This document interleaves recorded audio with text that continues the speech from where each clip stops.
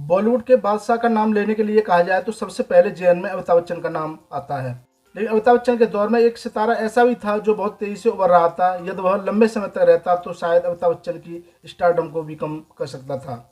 इस एक्टर ने अपने करियर की पीक पर सन्यासी बनने का निर्णय लिया और जब लौटने का प्रयास किया तब तक सब कुछ खत्म हो चुका था। कहा जाता है कि एक गलत फैसले से इस एक्टर की प्रोफेशनल और पर्सनल लाइफ बर्बाद हो गई। हम जिस एक्टर की बात कर रहे हैं वह है विनोद। विनोद खन्ना का जन्म पेशावर में 6 अक्टूबर 1946 को हुआ था। सुनील दत्त ने विनोद खन्ना की प्रतिभा पहचानी और साल 1968 में उन्हें फिल्म मन का प्रीत में काम करने का मौका दिया। विनोद ने कैरियर की शुरुआत में नेगेटिव किरदार से की और उसके बाद हीरो बनकर उभरे। साल 1971 में विनोद खन्ना ने एक्टर के तौर पर फिल्म हम तुम और वो की। उसके बाद इम्तिहान, अमर अकबर एंथनी, मुकद्दर का सिकंदर जैसी फिल्मों से अपनी पहचान बनाई।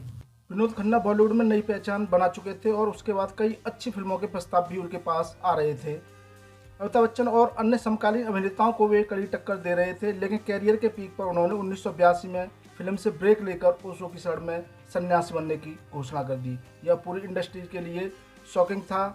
स्वामी विनोद भारती बनकर आश्रम में माली का काम करने लगे। 1986 में जब यूएसए में ओशो का आश्रम बंद हुआ तो एक बार फिर विनोद खन्ना मुंबई लौटे, लेकिन तब तक पूरी तस्वीर बदल चुकी थी। आश्रम से लौटने के बाद विनोद खन्ना कुर्बानी, इंसान, दयावान, चांदनी जैसी फिल्मों में काम किया। दर्शकों ने उन्हें फिर से प्यार भी दिया, लेकिन पहले जैसा स्टारडम नहीं मिल पाया।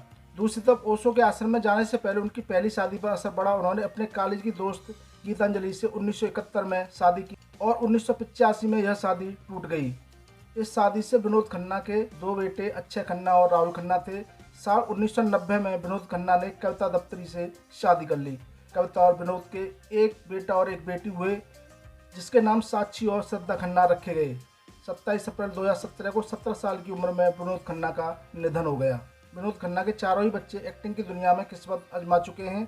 सिर्फ अक्षय खन्ना को बॉलीवुड में फेम मिली और बाकी इतना नाम नहीं कमा सके।